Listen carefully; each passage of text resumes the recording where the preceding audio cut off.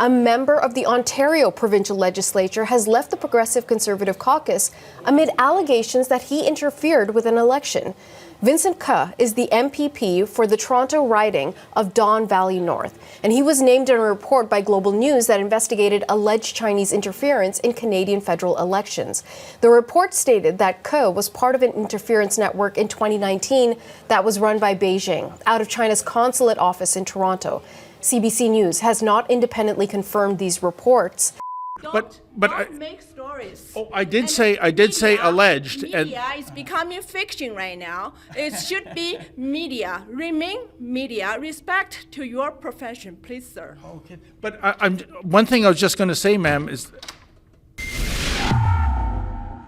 David Menzies for Rebel News here in Toronto. And folks, we have once again returned to the constituency office of Liberal MPP Han Dong. Now, Han Dong is the Member of Parliament for the riding of Don Valley North, and it was revealed going back some 2 weeks ago that he was allegedly the beneficiary of Chinese interference in the Canadian elections in 2019 and 2021. When we came here last time, just check it out. We brought our famous Jumbotron-equipped truck and ran into a bunch of demonstrators who are not happy with Mr. Dong's alleged bad behavior. Hey, hey, ho, ho, Han Dong Moscow. Han Dong Moscow. So, Olga, what brings you out to this demonstration? We seem to have a little challenge in our country these days on many fronts, and I just want to go back to the Canada that we moved to when I was a little girl, where I grew up, and it was a beautiful place to grow up, which is being pulled out from under our feet. Now, of course, we reached out to Mr. Dong that day, but can you imagine? They closed the constituency office. There was no one there to take our calls.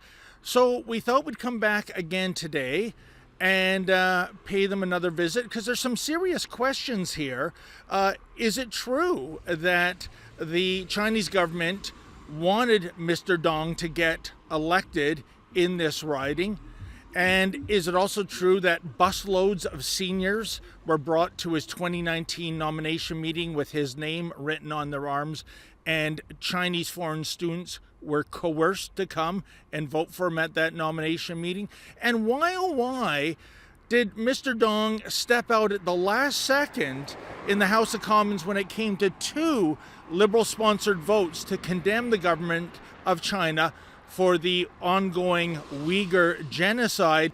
And also, as Prime Minister Trudeau said a few weeks ago, is it racist to raise prickly questions when it comes to an Asian Canadian Member of Parliament? We've seen, unfortunately, over the past years, is a rise in anti-Asian racism linked to the pandemic. Yeah, he actually played the racism card yet again. Well, let's go in, see if anyone's home, and hopefully we can get an answer to these questions. Yes, my name's David Menzies, and I'm with Rebel News, and I'm just doing a story on Mr. Dong. Yeah. And I don't know if he's in the office today or... He's currently not in the office today. He's not in the office. Tell me, are these allegations of government of China interference in his campaign, are they true? Unfortunately, I cannot answer that because I'm just a staff working in the office here. Right. If you need a appointment time, that if I can schedule with my member here. I would love that, but our experience is that no members of the Liberal Party get back to us, so, and we're just wondering because, on Friday, Vincent Ke, the Ontario PC MPP, also facing similar allegations of the Chinese government interfering in his campaign. He stepped down until an investigation can happen. So I'm just wondering why Mr. Dong doesn't step down from caucus until an investigation clears him. I do wish I have that answer for you, but unfortunately that's not the case. I don't have that answer. Okay. And I appreciate your time. Do you know, is it true, though, that seniors were bussed into his nomination meeting in 2019 and they had in marker his name written on their arms to vote for them? Well, I'm not aware about anything. I cannot have to comment on on this because I came into the office pretty recently, right? Oh, is that right, eh? I'm still working here as a reason staff. Okay, then. It's only been a year since I came into the office. I see. There's no one else here that could help us, or Currently not. They're all busy. They're all busy. Yeah. Okay, then. Yeah, I'm the only one here. all right. Just one last question. It's an important one because Mr. Dong in the House of Commons twice at the last minute removed himself from a vote in which Canada was condemning the government of China for its treatment of the Uyghur people. I'm just wondering, why would he do that? Well, as I said, Yes. unfortunately, I wish I had that answer to that. If you come back at another time, perhaps we can schedule an appointment or something that we can have answer all these questions. Okay. Well, folks, there you go. Perhaps that individual doesn't know any of the answers to our question. He seemed like a junior member of the team, but at least we reach out and try to get that other side of the story. Another part of this story, however, is what happened on Friday, and that was a provincial member of parliament, Vincent Ka. He stepped down amidst similar allegations that he benefited from government of China interference in his riding, which, talk about a cosmic coincidence, is also Don Valley North. How do you like that? In fact, his constituency office is less than 4 football fields away from Mr. Dong. So why don't we pay a house call to Mr. Ka and find out if we can get any information there, much like the Trudeau regime. The Doug Ford PCs do not return our calls or emails. And why, I think the question is this, folks. If Mr. Ka is doing the right thing, i.e. stepping down while an investigation clears him or otherwise, well then why is that too much to ask of Mr. Dong? Hello? Can anyone hear me?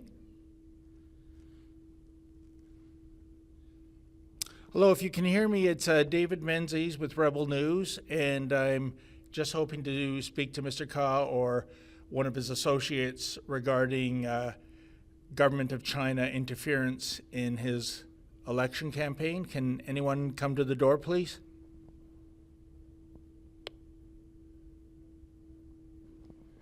I think that click was somebody hanging up on me. Well, I guess this just goes to demonstrate yet again how politicians who claim they are for the people and they are transparent, well, it's anything but that, especially when there is a scandal afoot. Now, as I mentioned earlier, the allegations regarding Mr. Ka have not been proven. He has legal counsel. He is dismissing what's been reported. But at least, in one respect, he's done the right thing. He has stepped down. He is not in the PC caucus anymore. He's sitting as an independent.